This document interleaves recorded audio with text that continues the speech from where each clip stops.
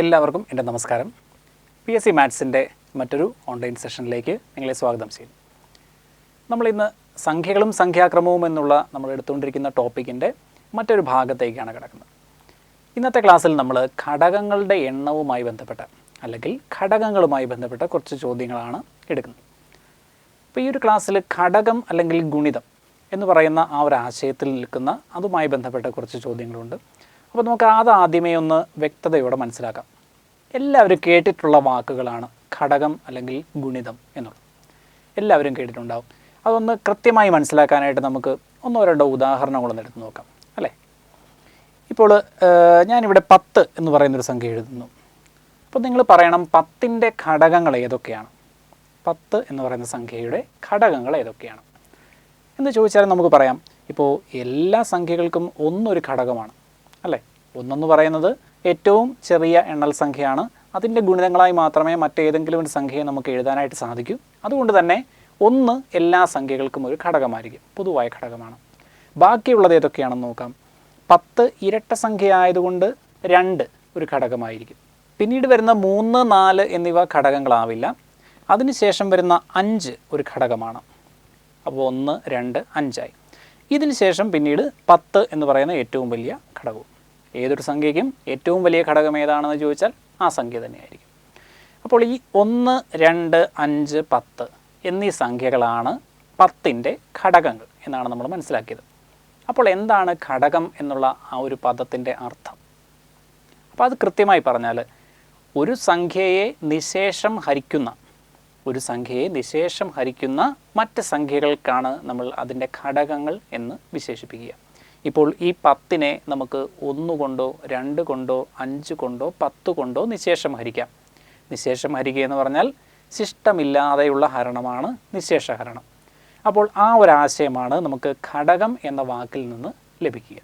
അടുത്ത നമുക്ക് 12 എന്ന മറ്റൊരു സംഖ്യ നോക്കാം. ഇപ്പോൾ 12 എന്ന സംഖ്യയെ നിശേഷം ഹരിക്കുന്ന മറ്റ് സംഖ്യകൾ അല്ലെങ്കിൽ ഘടകങ്ങൾ ഏതൊക്കെയാണെന്ന് നോക്കാം. വീണ്ടും 1 നമുക്ക് ഒരു സംശയവുമില്ലാതെ എഴുതാം. ഇരട്ട സംഖ്യ ആയതുകൊണ്ട് 2ഉം സംശയമൊന്നുമില്ലാതെ എഴുതാം.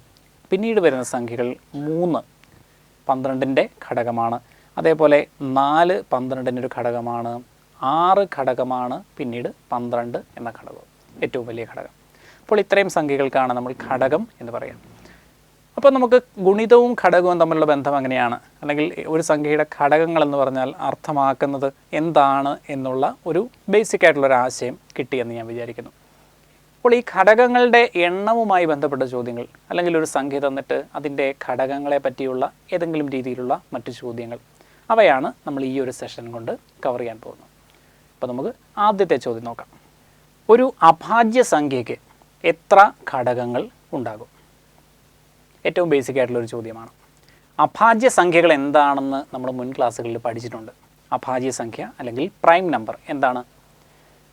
ഒരു സംഖ്യയ്ക്ക് സംഖ്യയും ഒന്നുമല്ലാതെ മറ്റ് ഘടകങ്ങളില്ലെങ്കിൽ അതിനെ നമ്മൾ അഭാജ്യ സംഖ്യ എന്ന് വിളിക്കും. സംഖ്യയും ഒന്നുമല്ലാതെ മറ്റ് ഘടകങ്ങളില്ല.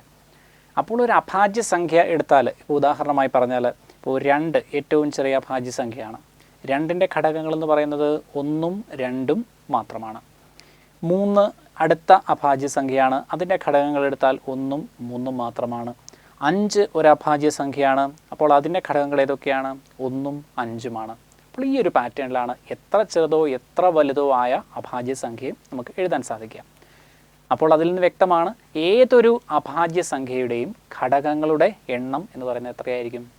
എല്ലാ അഭാജ്യ സംഖ്യകൾക്കും 2 ഘടകങ്ങൾ വീതമായിരിക്കും ഉണ്ടാവുക. അപ്പോൾ നമ്മുടെ ചോദ്യം അതാണ്, ഒരു അഭാജ്യ സംഖ്യയുടെ ഘടകങ്ങളുടെ എണ്ണം എത്ര എന്ന് ചോദിച്ചാൽ ഉത്തരം 2. അടുത്ത ചോദ്യം, ഒരു ഭാജ്യസംഖ്യയ്ക്ക് ഏറ്റവും കുറഞ്ഞത് എത്ര ഘടകങ്ങൾ ഉണ്ടാകും? ശ്രദ്ധിച്ച് വായിക്കണം. ഒരു ഭാജ്യസംഖ്യയെ പറ്റിയാണ് ചോദ്യം. ചോദ്യം എന്താണ്? ഏറ്റവും കുറഞ്ഞത് എത്ര ഘടകങ്ങൾ ഉണ്ടാകുമെന്നാണ് ചോദ്യം. അപ്പോൾ കഴിഞ്ഞ ചോദ്യത്തിൽ നമ്മൾ അഭാജ്യ സംഖ്യയ്ക്ക് എത്ര ഘടകങ്ങൾ ഉണ്ടാകും എന്ന് മാത്രമേ നമ്മൾ ചോദിച്ചുള്ളൂ. കാരണം അഭാജ്യ സംഖ്യകളുടെ ഘടകങ്ങളുടെ എണ്ണം എങ്ങനെ വന്നാലും 2ൽ 2 അല്ലാതെ മറ്റൊരു സംഖ്യ ഉണ്ടാവില്ല. അതേസമയം ഭാജ്യസംഖ്യയ്ക്ക് എത്ര ഘടകങ്ങൾ ഉണ്ടാകുമെന്ന് നമുക്ക് ചോദിക്കാൻ സാധിക്കില്ല. കാരണം ഭാജ്യസംഖ്യയ്ക്ക് എത്ര വേണമെങ്കിലും ഘടകങ്ങളാകാം, അതിനൊരു ലിമിറ്റില്ല. എത്ര വേണമെങ്കിലും നമുക്ക് ഘടകങ്ങൾ എഴുതാൻ സാധിക്കും. അതേസമയം നമ്മുടെ ചോദ്യം എന്താണ്? ഒരു ഭാജ്യസംഖ്യയ്ക്ക് ഏറ്റവും കുറഞ്ഞത് മിനിമം എത്ര ഘടകങ്ങൾ ഉണ്ടാകണം? അപ്പോൾ ഭാജ്യസംഖ്യ എന്ന ഒരാശയത്തിൻ്റെ ഡെഫിനിഷനിലേക്കാണ് ഈ ചോദ്യം ചോദിക്കുന്നത്. ഭാജ്യസംഖ്യയുടെ ഡെഫിനിഷൻ എന്താണ്? രണ്ടിലധികം ഘടകങ്ങളുള്ള ഒരു എണ്ണൽ സംഖ്യയാണ് നമ്മൾ ഭാജ്യസംഖ്യ എന്ന് വിശേഷിപ്പിക്കുക. ഭാജ്യസംഖ്യ എന്താണ്? രണ്ടിലധികം ഘടകങ്ങളുള്ള എണ്ണൽ സംഖ്യ. അപ്പോൾ രണ്ടിൽ അധികം ഘടകങ്ങൾ എന്ന് പറഞ്ഞാൽ മോർ ദാൻ 2, രണ്ടിലധികം ഘടകങ്ങൾ എന്ന് പറഞ്ഞാൽ ഏറ്റവും കുറഞ്ഞത് എത്രയാണ്? 3 ഘടകങ്ങളാണ് ഏറ്റവും കുറഞ്ഞത് ഉണ്ടാകേണ്ടത്. അപ്പോൾ ഭാജ്യസംഖ്യയെ നമുക്ക് 2 തരത്തിൽ വിശേഷിപ്പിക്കാം. ഇപ്പോൾ നമ്മൾ പുസ്തകങ്ങൾ എടുത്ത് നോക്കിയാൽ അല്ലെങ്കിൽ ഓൺലൈൻ സോഴ്സസിൽ നമ്മൾ നോക്കിക്കഴിഞ്ഞാൽ നമുക്ക് 2 രീതിയിലുള്ള ഡെഫിനിഷൻസ് അവിടെ ലഭിക്കും. ഒന്നുകിൽ ഇങ്ങനെയായിരിക്കും പറഞ്ഞിരിക്കുക, രണ്ടിലധികം ഘടകങ്ങളുള്ള എണ്ണൽ സംഖ്യ. അല്ലെങ്കിൽ എങ്ങനെ പറയാം? 3 അതിൽ കൂടുതലോ ഘടകങ്ങളുള്ള എണ്ണൽ സംഖ്യ. ഒന്ന് ആലോചിച്ച് നോക്കിക്കഴിഞ്ഞാൽ രണ്ടിൻ്റെയും അർത്ഥം ഒരു വ്യത്യാസവുമില്ല, ഒരേ കാര്യം തന്നെയാണ് രണ്ടും ഉദ്ദേശിക്കുന്നത്. അപ്പോൾ ഏറ്റവും കുറഞ്ഞത് എത്ര ഘടകങ്ങൾ ഉണ്ടാകണം എന്നാണ് ചോദ്യമെങ്കിൽ ഉത്തരം 3 ആണ്. 3ൽ കൂടുതൽ എത്ര വേണമെങ്കിലും ആവാം, 3 അതിൽ കൂടുതലോ. ഇപ്പോൾ 3, 4, 5 മുകളിലോട്ട് ഒരു ലിമിറ്റ് നമുക്ക് പറയാൻ പറ്റില്ല, കൃത്യമായ എണ്ണവും നമുക്ക് പറയാൻ പറ്റില്ല. പക്ഷേ എന്ത് പറയാൻ സാധിക്കും? 3 ഘടകങ്ങൾ ഉണ്ടായിരിക്കണമെന്നത് നിർബന്ധമാണ്. അടുത്ത ചോദ്യം, 24-ന് ആകെ എത്ര ഘടകങ്ങൾ ഉണ്ട്? 24 എന്ന സംഖ്യയ്ക്ക് ആകെ എത്ര ഘടകങ്ങൾ? അപ്പോൾ ഇതുപോലുള്ള ചെറിയ സംഖ്യകൾക്ക് നമ്മൾ മറ്റ് മെത്തേഡുകളിലേക്കൊന്നും പോകുന്നില്ല, നമ്മൾ ആ ഘടകങ്ങളുടെ എണ്ണം കൗണ്ട് ചെയ്ത് എടുക്കുന്നു, അല്ലേ? അപ്പോൾ 24-ൻ്റെ ഘടകങ്ങൾ ഏതൊക്കെയാണ്? ഞാൻ നേരത്തെ കുറച്ച് ചെറിയ എക്സാമ്പിൾസ് നമ്മൾ തുടക്കത്തിൽ പറഞ്ഞിരുന്നു. പക്ഷേ ഇപ്പോൾ 24 എന്ന് പറയുമ്പോഴത്തേക്ക് അവിടെയും നമുക്ക് സമയം കൃത്യമായിട്ട് പാലിച്ച് ചോദ്യം ചെയ്യണമെങ്കിൽ നമ്മളൊരു കൃത്യമായ രീതിയിൽ നമ്മൾ പോകണം. ഏറ്റവും വലിയ ഘടകം ആദ്യമേ എഴുതാം. ഏറ്റവും വലിയ ഘടകം ഏതാണ്? 24. ഇത് എഴുതാനല്ല ഉദ്ദേശിക്കുന്നത്, നമ്മളൊന്ന് കൗണ്ട് ചെയ്യാൻ മാത്രമേ ഉദ്ദേശിക്കുന്നുള്ളൂ. ഒരു വ്യക്തതയ്ക്ക് വേണ്ടിയാണ് ഞാനിപ്പോൾ ഇത് ഇവിടെ എഴുതുന്നത്. ഓക്കെ, 24. ഈ 24 കഴിഞ്ഞാൽ പിന്നീട് അങ്ങോട്ട് താഴോട്ടുള്ള സംഖ്യകൾ ഒരു പരിധിവരെ നമ്മൾ എടുക്കാൻ പോവുകയേ ചെയ്യരുത്. കാരണം എന്താണ്? 24 കഴിഞ്ഞാൽ പിന്നെ ഒരു ഘടകം നമുക്ക് സാധ്യതയുള്ളത് എവിടെയാണ്? 24-ൻ്റെ പകുതിയിലാണ് സാധ്യതയുള്ളത്. ഇരട്ട സംഖ്യ ആയതുകൊണ്ട് പകുതിയിലാണ് നമ്മൾ ചെക്ക് ചെയ്യേണ്ടത്. അപ്പോൾ 24-ൻ്റെ പകുതി 12 ആണ് അടുത്ത ഘടകം. ഞാൻ പറഞ്ഞ കാര്യം ഒന്നുകൂടെ ഒന്ന് വ്യക്തമാക്കി പറയാം. അതായത് 24-ന് താഴെയുള്ള 23 ഘടകമാണോ 22 ഘടകമാണോ അല്ലെങ്കിൽ 20 ഘടകമാണോ നമ്മൾ നോക്കേണ്ട ആവശ്യമേ ഇല്ല. കാരണം ഇതൊന്നും ഘടകമാവില്ല, അല്ലേ? കാരണം പകുതിയിലല്ലേ പിന്നെ ഒരു ഘടകത്തെ നമുക്ക് പ്രതീക്ഷിക്കാൻ സാധിക്കുകയുള്ളൂ. അപ്പോൾ 24 കഴിഞ്ഞാൽ പിന്നെ വരുന്ന ഘടകം, താഴെ വരുന്ന ഘടകം 12 ആണ്. പിന്നീട് അങ്ങോട്ടുള്ള ഓരോ സംഖ്യയും നമ്മളൊന്ന് മനസ്സിൽ കൊണ്ടുവന്ന് ചെക്ക് ചെയ്യണം. 11 24-ൻ്റെ ഘടകമല്ല, 10 24-ൻ്റെ ഘടകമല്ല, പിന്നീട് വരുന്ന 9 ഘടകമല്ല, അതിനുശേഷം വരുന്ന സംഖ്യ ഘടകമാണ് 8 24-ൻ്റെ ഘടകമാണ്. 8 3 24. പിന്നീട് താഴോട്ട് നോക്കിയാൽ 7 ഒരു ഘടകമല്ല, എന്നാൽ 6 ഒരു ഘടകമാണ്. 5 24-ൻ്റെ ഘടകമല്ല, 4 ഘടകമാണ്. 3 2 1 എന്നിവയും ഘടകങ്ങളാണ്. അപ്പോൾ ആകെ എത്ര ഘടകങ്ങളുണ്ട് എന്നുള്ളത് കൗണ്ട് ചെയ്യുക. ആകെ എണ്ണം കൗണ്ട് ചെയ്ത് കഴിഞ്ഞാൽ നമുക്ക് കിട്ടുന്നത് എത്രയാണ്? 24-ൻ്റെ ഘടകങ്ങളുടെ എണ്ണം 8 ആണ്.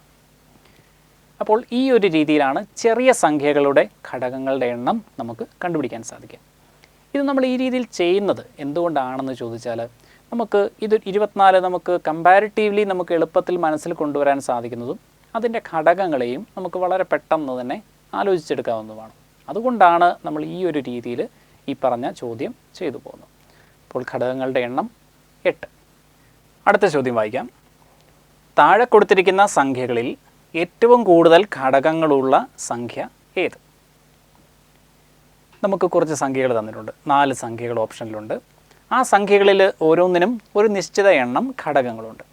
ഇതിൽ ഏറ്റവും അധികം ഘടകങ്ങളുള്ള സംഖ്യ ഏതാണ് എന്നാണ് നമ്മുടെ ചോദ്യം. ശ്രദ്ധിച്ച് ആൻസർ ചെയ്യേണ്ട ചോദ്യമാണ്. കാരണം നമുക്ക് ഈ 4 സംഖ്യകളുടെയും ഘടകങ്ങളുടെ എണ്ണം എടുക്കുന്നതിൽ എവിടെയെങ്കിലും ഒരിടത്ത് ഒരു തെറ്റ് പറ്റിക്കഴിഞ്ഞാൽ നമുക്ക് ആ ചോദ്യം തെറ്റാനുള്ള സാധ്യതയുണ്ട്. അതുകൊണ്ട് നമ്മളത് കൃത്യമായിട്ട് ഒന്ന് ആലോചിച്ച് ചെയ്യുക. അപ്പോൾ 10-ൻ്റെ ഘടകങ്ങൾ ഒന്ന് എടുക്കാം. 10-ൻ്റെ ഘടകങ്ങൾ എടുത്താൽ നമ്മൾ നേരത്തെ പറഞ്ഞതാണ് 1 2 5 10 ഈ 4 ഘടകങ്ങളാണ് 10-ന് ഉള്ളത്. അപ്പോൾ 10-ൻ്റെ ഘടകങ്ങളുടെ എണ്ണം എത്രയാണ്? 4. ഇനി 18-ൻ്റെ ഘടകങ്ങൾ എടുത്താൽ ഓരോന്നോരോന്നായിട്ട് എടുക്കാം. 1 2 3 6 9 18 ഇത്രയും ഘടകങ്ങളാണ്. അപ്പോൾ 18-ന് ആകെയുള്ള ഘടകങ്ങളുടെ എണ്ണം എണ്ണിയാൽ നമുക്ക് കിട്ടുന്നത് 6 ഘടകങ്ങളാണ്. ഇനി 15ൻ്റെ ഘടകങ്ങളുടെ എണ്ണം. 15ൻ്റെ ഘടകങ്ങളുടെ എണ്ണം എടുക്കണമെങ്കിൽ ഏതൊക്കെയാണ്? 1, 3, 5, 15. 4 ഘടകങ്ങൾ മാത്രമാണ് 15-നുള്ളത്. ഇതേപോലെ നമ്മൾ 16ൻ്റെ ഘടകങ്ങൾ എടുത്താൽ നമുക്ക് കിട്ടുക 1, 2, 4, 8, 16. അപ്പോൾ 16ൻ്റെ ഘടകങ്ങളുടെ എണ്ണം എടുത്താൽ നമുക്ക് കിട്ടുന്നത് 5ആണ്. അപ്പോൾ നമ്മൾ 4 സംഖ്യകളുടെയും ഘടകങ്ങളുടെ എണ്ണം എടുത്തു. നോക്കുക, എവിടെയെങ്കിലും എന്തെങ്കിലും വിട്ടുപോയിട്ടുണ്ടോ എന്ന് പ്രത്യേകം ശ്രദ്ധിക്കുക.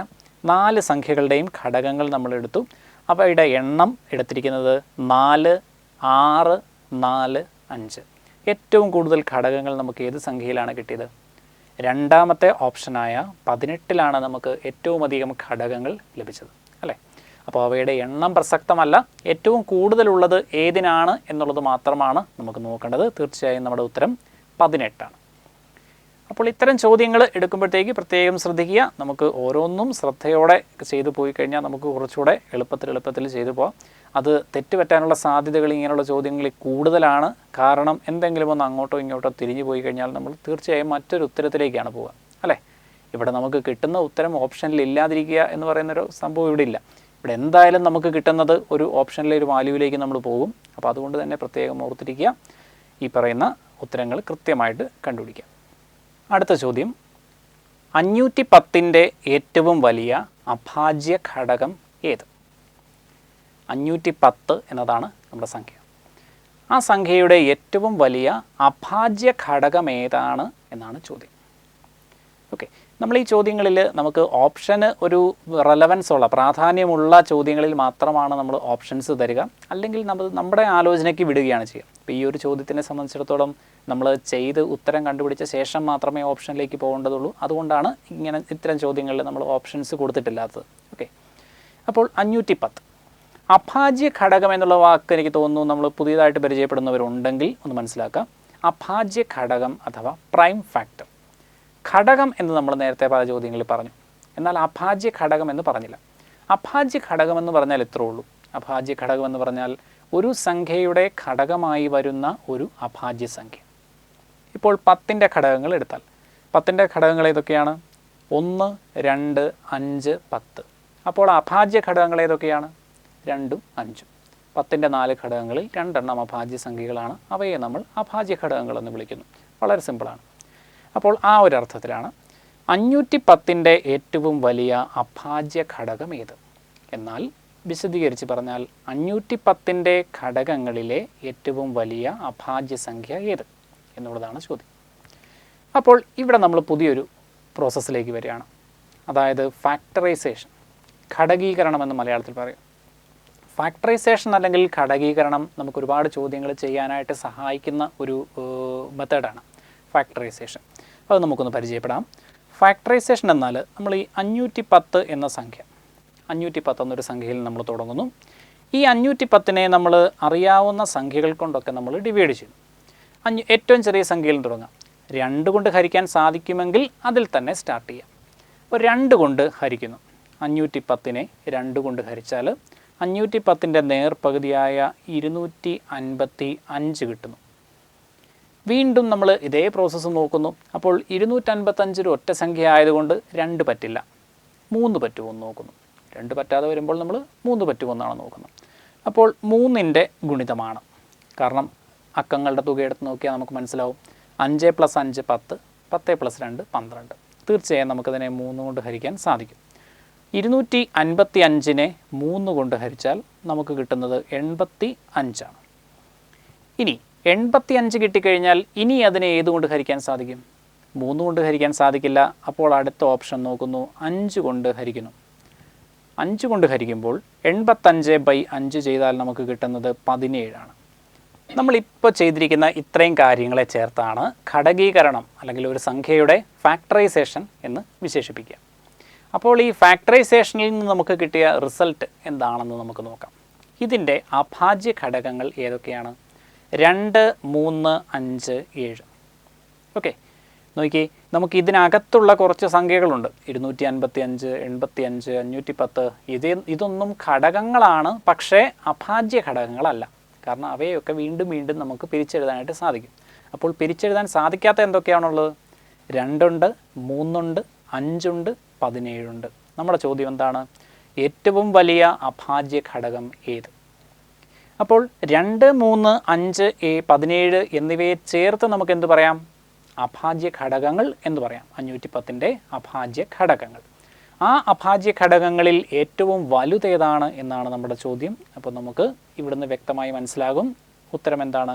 17. 510ൻ്റെ ഏറ്റവും വലിയ അഭാജ്യ ഘടകമാണ് 17. നമ്മൾ നേരത്തെ ചെയ്ത ചോദ്യത്തിന് സിമിലറായിട്ട് നമുക്ക് മറ്റൊരു എക്സാമ്പിൾ നോക്കാം. ഇവിടെ നമുക്ക് തന്നിരിക്കുന്ന സംഖ്യ 264 264ൻ്റെ ഏറ്റവും വലിയ അഭാജ്യ ഘടകം ഏത്? നമ്മൾ ചെയ്ത പ്രൊസീജിയർ അതേപോലെ റിപ്പീറ്റ് ചെയ്യുന്നു. 264 2 കൊണ്ട് ഹരിക്കാൻ പറ്റുന്നിടത്തോളം നമ്മൾ 2 കൊണ്ടേ ഹരിക്കാവൂ. ഓക്കെ, നമ്മൾ ഫാക്ടറൈസേഷൻ്റെ ഇവിടെ എല്ലാം നമുക്ക് സെക്കൻഡുകൾ ലാഭിക്കാനായിട്ടുണ്ട്. ഇപ്പോൾ നമ്മൾ പറയുന്ന രീതിയിൽ ചെയ്താൽ അതേ രീതിയിൽ നമുക്ക് പെട്ടെന്ന് എഴുതി പോവാം. അപ്പോൾ ഏറ്റവും ചെറിയ സംഖ്യ 2, ഏറ്റവും ചെറിയ അഭാജ്യ ഘടകം 2. അതിൽ നിന്നാണ് നമ്മളെപ്പോഴും സ്റ്റാർട്ട് ചെയ്യേണ്ടത്. ഇരട്ട സംഖ്യ ആണെങ്കിൽ. ഇരട്ട സംഖ്യ അല്ലെങ്കിലോ 3 പറ്റുമോ എന്ന് നോക്കുന്നു. 3 പറ്റില്ലെങ്കിൽ 5 കിട്ടുമോ എന്ന് നോക്കുന്നു. 7, 11 ആ ഒരു ക്രമത്തിന് മാത്രമേ എപ്പോഴും ഡിവിഷൻ ചെയ്യാവുള്ളൂ. അതുപോലെ തന്നെ പലർക്കും സംഭവിക്കുന്ന ഒരു മിസ്റ്റേക്കാണ്, എന്നാൽ പിന്നെ കുറച്ചുകൂടെ എളുപ്പത്തിലങ്ങ് ചെയ്യാം എന്ന് വിചാരിച്ച് 4 കൊണ്ട് ഹരിക്കരുത്. കാരണം 4 ഒരു അഭാജ്യ സംഖ്യ അല്ല. ഫാക്ടറൈസേഷനിൽ നമ്മളെപ്പോഴും ഡിവൈഡ് ചെയ്യേണ്ടത് എന്തുകൊണ്ടാണ്? അഭാജ്യ സംഖ്യകൾ കൊണ്ടാണ് ഹരിക്കേണ്ടത്. എന്നാൽ കുറച്ചുകൂടി എളുപ്പമാവും, സംഖ്യയെ കുറച്ചുകൂടെ പെട്ടെന്ന് ചെറുതാക്കാമെന്ന് വിചാരിച്ച് 4 കൊണ്ടോ 8 കൊണ്ടോ ഒക്കെ ഹരിച്ച് കളയാമെന്ന് വിചാരിക്കരുത്. ഏറ്റവും ചെറിയ സംഖ്യകൾ, അഭാജ്യ സംഖ്യകൾ വെച്ചിട്ടാണ് നമ്മൾ ഇത് സ്റ്റാർട്ട് ചെയ്യേണ്ടത്. 2 കൊണ്ട് ഹരിക്കുന്നു, നമുക്ക് കിട്ടുന്ന ഉത്തരം 132. ഹരിക്കാൻ വളരെ എളുപ്പമാണ്, കാരണം 2ൻ്റെ പകുതി 1, 64ൻ്റെ പകുതി 32. ഇനി വീണ്ടും ഇരട്ട സംഖ്യ തന്നെയാണ്, അതുകൊണ്ട് 2 കൊണ്ട് തന്നെ ഹരിക്കുന്നു. 132ൻ്റെ പകുതി, 100ൻ്റെ പകുതി 50, 32ൻ്റെ പകുതി 16. അപ്പോൾ ആകെ എത്രയായി? 66. ഇരട്ട സംഖ്യ ആയതുകൊണ്ട് തന്നെ 2 കൊണ്ട് വീണ്ടും ഹരിച്ചു. അപ്പോൾ നമുക്ക് വീണ്ടും കിട്ടി 33. ഇനി ഒറ്റ സംഖ്യയാണ്, അതിനെ നമ്മൾ അടുത്ത സ്റ്റെപ്പിലേക്ക് പോകുന്നു. 3 കൊണ്ട് ഹരിക്കുന്നു. 3ൻ്റെ ഗുണിതമാണ്. 3 കൊണ്ട് ഹരിക്കുമ്പോൾ നമുക്കൊരു ഉത്തരം കിട്ടും 11. ഓക്കെ, ഈ 11 ഒരു അഭാജ്യ സംഖ്യയാണ്. ഇനിയൊരു ഹരണം പോസിബിൾ അല്ല. അപ്പോൾ നമുക്ക് വേണ്ട ഉത്തരം നമുക്കവിടെ കിട്ടിക്കഴിഞ്ഞു. എന്താണ്? 2, 3, 11 എന്നിവയാണ് 264ൻ്റെ ഘടകങ്ങളായി വരുന്ന അഭാജ്യ സംഖ്യകൾ അല്ലെങ്കിൽ അഭാജ്യ ഘടകങ്ങൾ. അവയിലേറ്റവും വലുത് ഏതാണ് എന്നാണ് നമ്മുടെ ചോദ്യം. അവയിലേറ്റവും വലുത് നമുക്ക് തീർച്ചയായിട്ടും അറിയാം, 11 ഏറ്റവും വലിയ അഭാജ്യ ഘടകം. അടുത്ത ടൈപ്പിലേക്ക് പോവാണ്. 180ന് ആകെ എത്ര ഘടകങ്ങളുണ്ട്? 180ന് ആകെ എത്ര ഘടകങ്ങളുണ്ട്? അപ്പോൾ ഈ 180ൻ്റെ ഘടകങ്ങളുടെ എണ്ണം എടുക്കുമ്പോൾ നമ്മൾ നേരത്തെ സമാനമായിട്ടുള്ള ചോദ്യങ്ങൾ ചെയ്തിരുന്നു. അപ്പോൾ ചെറിയ സംഖ്യകൾ, ഇപ്പോൾ 24ന് എത്ര ഘടകമുണ്ട്, 18ന് എത്ര ഘടകമുണ്ട് എന്നൊക്കെ നമ്മൾ പല ചോദ്യങ്ങളിലും ചെയ്തു. പക്ഷേ നമ്മൾ ഡീൽ ചെയ്തത് താരതമ്യേന വലിപ്പം കുറഞ്ഞ സംഖ്യകളായിരുന്നു. ഇവിടെ കുറച്ചുകൂടി വലിപ്പം കൂടിയ സംഖ്യയാണ് വന്നിരിക്കുന്നത്. അപ്പോൾ നമുക്ക് സ്വാഭാവികമായിട്ടും നമ്മൾ ചെയ്യുന്ന രീതിയിലും അല്ലെങ്കിൽ നമ്മുടെ അപ്രോച്ചിലും മാറ്റം വരുത്തണം. നിങ്ങൾക്ക് തോന്നുന്നുണ്ടോ 180ൻ്റെ ഘടകങ്ങളുടെ എണ്ണം നമുക്ക് നേരത്തെ കൗണ്ട് ചെയ്തതുപോലെ 1, 2, 3 എന്ന് പറഞ്ഞ് കൗണ്ട് ചെയ്യാൻ സാധിക്കുമെന്ന് തോന്നുന്നുണ്ടോ? സാധിക്കും തീർച്ചയായും, പക്ഷേ വളരെ ശ്രമകരമായിരിക്കും. അപ്പോൾ അത് കുറച്ചുകൂടി എളുപ്പമാക്കാൻ വേണ്ടി നമ്മൾ പഠിച്ച ഈ ഫാക്ടറൈസേഷനുമായിട്ട് കണക്ട് ചെയ്തിട്ട് ഒരു പുതിയ ഷോർട്ട് കട്ടിലേക്കാണ് നമ്മൾ വരുന്നത്. 180ന് ഈ ഒരു ചോദ്യം വരുമ്പോൾ ആദ്യത്തെ സ്റ്റെപ്പിൽ നമ്മൾ ചെയ്യുന്നു 180നെ ഘടകങ്ങളാക്കും. 180നെ 2 കൊണ്ട് ഹരിക്കുന്നു, നമുക്ക് കിട്ടുന്നത് 90. വീണ്ടും 2 കൊണ്ട് ഹരിക്കുന്നു, നമുക്ക് 45 കിട്ടുക. 45 വരുമ്പോൾ 3 കൊണ്ട് ഹരിക്കുന്നു, 15 കിട്ടുന്നു. വീണ്ടും ഒന്നുകൂടി നമ്മൾ 3 കൊണ്ട് ഹരിക്കുന്നു, 5 കിട്ടുന്നു. ഘടകീകരണം പൂർത്തിയായി. പ്രത്യേകം ശ്രദ്ധിക്കേണ്ട 1-2 കാര്യങ്ങൾ ഞാൻ വീണ്ടും ഓർമ്മിപ്പിക്കുന്നു. അതായത് ഘടകീകരണം ചെയ്യുമ്പോൾ ഒരിക്കലും അഭാജ്യ സംഖ്യ അല്ലാത്ത മറ്റ് സംഖ്യകൾ കൊണ്ട്, അതായത് 180നെ നമ്മൾ 10 കൊണ്ടോ അല്ലെങ്കിൽ അങ്ങനെയുള്ള സംഖ്യകൾ കൊണ്ട് ഹരിക്കാതിരിക്കാൻ പ്രത്യേകം ശ്രദ്ധിക്കുക. അഭാജ്യ സംഖ്യകൾ ഉപയോഗിച്ച് മാത്രം ഹരണം ചെയ്യുക. അതുപോലെ തന്നെ പലർക്കും തോന്നുന്നൊരു സംശയമാണ് ഈ 5. ഇപ്പോൾ അവസാനം 5 വരുമ്പോഴത്തേക്ക് വീണ്ടും 5 കൊണ്ട് അതിനെ ഹരിക്കാം, വീണ്ടും 5 കൊണ്ട് ഹരിച്ച് 1 എന്നെഴുതാം എന്ന് വിചാരിക്കരുത്. അത് തെറ്റാണ്. ആ കാര്യം പ്രത്യേകം ഓർമ്മിച്ചിരിക്കുക. അപ്പോൾ അങ്ങനെയുള്ള മിസ്റ്റേക്കുകൾ വരാതെ പ്രത്യേകമായിട്ട് ശ്രദ്ധിക്കുക. അപ്പോൾ 5 കിട്ടുന്നിടത്ത് ഘടകീകരണം കംപ്ലീറ്റ് ആയി. ഇനി ഘടകങ്ങളുടെ എണ്ണം കണ്ടുപിടിക്കാൻ നമ്മൾ ചെയ്യേണ്ട സ്റ്റെപ്പിലേക്കാണ് വരുന്നത്. ഇതുവരെ നമ്മൾ ചെയ്തത് ഫാക്ടറൈസേഷൻ മാത്രമാണ്.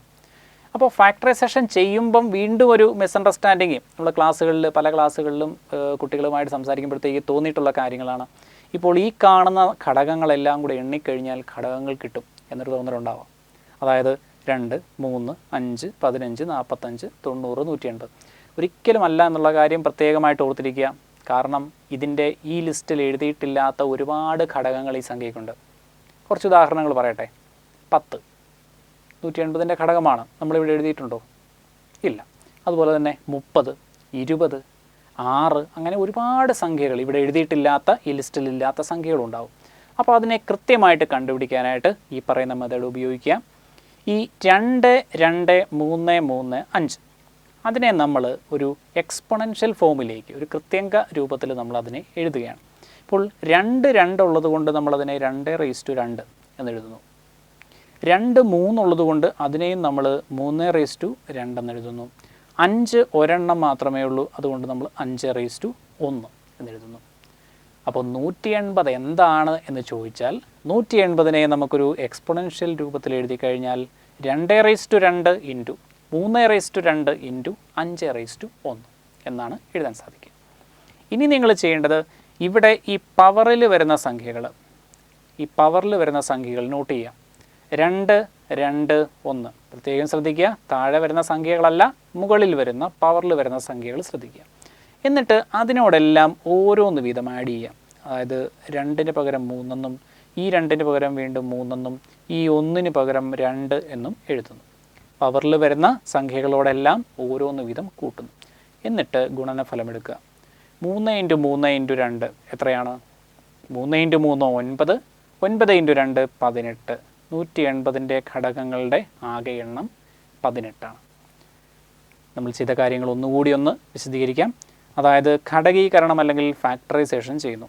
ഫാക്ടറൈസേഷൻ ചെയ്ത ശേഷം ആ കിട്ടിയ അഭാജ്യ ഘടകങ്ങളുടെ കൃത്യങ്ക രൂപത്തിൽ എക്സ്പൊണൻഷ്യൽ ഫോമിൽ ഈ സംഖ്യയെ നമ്മളൊന്ന് എഴുതുന്നു. അപ്പം നമുക്ക് കിട്ടിയ അഭാജ്യ ഘടകങ്ങൾ 2, 2, 3, 3, 5 എന്നിങ്ങനെയാണ്. അപ്പോൾ അതിനെ നമ്മൾ എങ്ങനെ എഴുതി? 2, 2 ഉള്ളത് കൊണ്ട് 2^2, 2, 3 ഉള്ളത് കൊണ്ട് 3^2, ഒരു 5 മാത്രമുള്ളത് കൊണ്ട് 5^1. എന്നിട്ട് ഈ പവറിൽ വരുന്ന സംഖ്യകളോടെല്ലാം ഓരോന്ന് വീതം ആഡ് ചെയ്യുന്നു. 3, 3, 2. എന്നിട്ട് അതിൻ്റെ ഗുണനഫലം എടുക്കുന്നു. 18 ഘടകങ്ങളാണ് ആകെയുള്ളതെന്നാണ് നമ്മൾ കണ്ടുപിടിച്ചത്. നമുക്കിത് കൃത്യമായിട്ടൊന്നുകൂടെ ചെയ്ത് പഠിക്കാൻ വേണ്ടി ഒരു എക്സാമ്പിളും കൂടി നോക്കാം. 324ന് ആകെ എത്ര ഘടകങ്ങളുണ്ട്? സംഖ്യ മാത്രം മാറുന്നു, ചോദ്യം സെയിം തന്നെ. വീണ്ടും നമ്മൾ 324നെ ഘടകങ്ങളാക്കുന്നു. 324നെ നമുക്ക് തീർച്ചയായിട്ടും 2 കൊണ്ട് ഹരിച്ച് തുടങ്ങാം. 2 കൊണ്ട് ഹരിച്ചാൽ 16, 2, 162. 162നെ വീണ്ടും 2 കൊണ്ട് ഹരിക്കുന്നു. 16ൻ്റെ പകുതി 8, 2ൻ്റെ പകുതി 1, 81. 81 ആയി കഴിഞ്ഞാൽ പിന്നെ അതിനെ ഹരിക്കാൻ സാധിക്കുന്നത് 3 കൊണ്ടാണ്. 3 കൊണ്ട് ഹരിച്ചാൽ കിട്ടുന്നത് 27. വീണ്ടും നമ്മളതിനെ 3 കൊണ്ട് തന്നെ ഹരിക്കുന്നു, 9 കിട്ടുന്നു. ഒരു തവണ കൂടി നമുക്കതിനെ 3 കൊണ്ട് ഹരിക്കാം, അവസാനം 3-ൽ നിർത്തുന്നു. ഓക്കെ. അപ്പോൾ നമുക്കിവിടെ അഭാജ്യ ഘടകങ്ങൾ നമ്മൾ ഘടകീകരണത്തിലൂടെ, ഫാക്ടറൈസേഷനിലൂടെ കണ്ടുപിടിച്ചു. 2, 2, 3, 3, 3, 3. അപ്പോൾ എങ്ങനെയാണ് ഇതിനെ എക്സ്പൊണൻഷ്യൽ ഫോമിൽ എഴുതേണ്ടത്? 2 2കൾ, അപ്പോൾ അതിനെ 2^2. ഇനി 3കളാണെങ്കിൽ 4 എണ്ണമുണ്ട്. 2^2 × 3^4 എന്നാണ് എഴുതാൻ സാധിക്കുക. നമ്മൾ ചെയ്ത ക്രമത്തിൽ എന്താണ്? 2, 4 എക്സ്പൊണൻസിൽ പവറിൽ വന്നിരിക്കുന്ന 2 സംഖ്യകളുണ്ട്. അതിനോട് ഓരോന്ന് വീതം കൂട്ടുന്നു. 2 + 1 3, 4 + 1 5. 3 × 5 ഘടകങ്ങളുടെ എണ്ണം 15 ആണ്. അപ്പോൾ 324 എന്ന സംഖ്യയ്ക്ക് ആകെ 15 ഘടകങ്ങളാണ് നമുക്ക് കണ്ടെത്താൻ സാധിക്കുക. അപ്പോൾ ഘടകങ്ങളുടെ എണ്ണം ചോദിച്ചാൽ തീർച്ചയായിട്ടും ഈ രീതിയിൽ നിങ്ങൾ ചെയ്യുക. അത് ക്വസ്റ്റ്യൻ അനുസരിച്ച്, ചോദ്യത്തിൻ്റെ സ്വഭാവം അനുസരിച്ച് ഏത് മെത്തേഡ് ചെയ്യണമെന്നുള്ളത് ചൂസ് ചെയ്യാം. വലിയ സംഖ്യകളാണെങ്കിൽ, താരതമ്യേന വലിയ സംഖ്യകൾ, അതായത് ഇപ്പോൾ ഒരു 50ന് മുകളിലൊക്കെയുള്ള സംഖ്യകളാണെങ്കിൽ നമുക്ക് ഘടകങ്ങൾ എണ്ണി കണ്ടുപിടിക്കുക, കൗണ്ട് ചെയ്ത് കണ്ടുപിടിക്കുക എന്ന് പറയുന്നത് ഇത്തിരി ബുദ്ധിമുട്ടായിരിക്കും. അതുകൊണ്ട് നിങ്ങളെയും ഡയറക്റ്റ്ലി ഈ മെത്തേഡിലേക്ക് വരിക. അതുപോലെ തന്നെ എല്ലാവർക്കും ഒരേ രീതിയിൽ സംഖ്യാപരമായിട്ടുള്ള ആ ഒരു അറിവ് അല്ലെങ്കിൽ ആ ഒരു ആപ്റ്റിറ്റ്യൂഡ് ഉണ്ടാകണമെന്ന് നിർബന്ധമില്ല. അപ്പോൾ നമുക്ക് തെറ്റാൻ സാധ്യതയുണ്ട് എന്ന് തോന്നിക്കഴിഞ്ഞാൽ എപ്പോഴും സേഫ് ചെറിയ സംഖ്യകൾക്കാണെങ്കിൽ കൂടി ഈ രീതിയായിരിക്കും സേഫ്. അതേസമയം നമുക്ക് തെറ്റുപറ്റില്ല, ചെറിയ സംഖ്യകൾക്ക് നമുക്ക് 1 by 1 എണ്ണി കണ്ടുപിടിക്കാൻ സാധിക്കുമെന്ന് ആത്മവിശ്വാസമുള്ളവർ ആ രീതിയിൽ ചെയ്ത് നോക്കാം. അതുപോലെ തന്നെ നിങ്ങൾ മറ്റൊരു കാര്യം ശ്രദ്ധിക്കുക. ഇപ്പോൾ ഈ ചോദ്യങ്ങൾ നമ്മളിപ്പോൾ 2 ഉദാഹരണങ്ങൾ ചോദ്യത്തിന് പറഞ്ഞു, അതുപോലെ തന്നെ ചെറിയ സംഖ്യകളിലും നമ്മൾ 1-2 ഉദാഹരണങ്ങൾ പറഞ്ഞു. കൂടുതൽ ഉദാഹരണങ്ങൾ എത്ര വേണമെങ്കിലും നിങ്ങൾക്ക് ചെയ്തു നോക്കാം. കാരണം ഈ മേഖലയുടെയൊക്കെ ചോദ്യങ്ങളുടെ ഒരു പ്രത്യേകത എന്ന് പറയുന്നത് നമുക്ക് ഇവിടെ ഒരു ടെക്സ്റ്റ് ബുക്കിൻ്റെയോ ഒരു അധ്യാപകൻ്റെയോ സഹായമില്ലാതെ തന്നെ നമുക്ക് പുതിയ പുതിയ എക്സാമ്പിളുകൾ ഉണ്ടാക്കി നമുക്കത് ചെയ്തു നോക്കാൻ സാധിക്കും. ഇപ്പോൾ ഈ പറഞ്ഞ 510, 324 2 ഉദാഹരണങ്ങൾ നമ്മളിതിൽ വിശദീകരിച്ചു. അപ്പോൾ ആ പാറ്റേൺ മനസ്സിലായി കഴിഞ്ഞാൽ അത് മനസ്സിൽ നിന്ന് വിട്ടുപോകാതെ കൃത്യമായി ഉറപ്പിക്കണമെന്നുണ്ടെങ്കിൽ നിങ്ങൾ എന്താണ് ചെയ്യേണ്ടത്? കൂടുതൽ സംഖ്യകൾ നിങ്ങൾ എഴുതുക. നിങ്ങൾ എഴുതി ആ സംഖ്യകൾക്ക് കറസ്പോണ്ടിങ് ആയിട്ടുള്ള ഉത്തരങ്ങൾ നിങ്ങൾ കണ്ടുപിടിക്കുക. എന്നിട്ടത് ശരിയാണോ എന്ന് വിലയിരുത്തുക. അപ്പോൾ ആ രീതിയിൽ നമുക്കത് ആവർത്തിച്ച് ചെയ്ത് പഠിച്ചാൽ കൃത്യമായി നമുക്ക് ഉറപ്പിച്ച് മനസ്സിലാക്കാം. അപ്പോൾ ഈ ക്ലാസ് ഇവിടെ അവസാനിക്കുകയാണ്. മറ്റൊരു ടോപ്പിക്കുമായി വീണ്ടും കാണാം.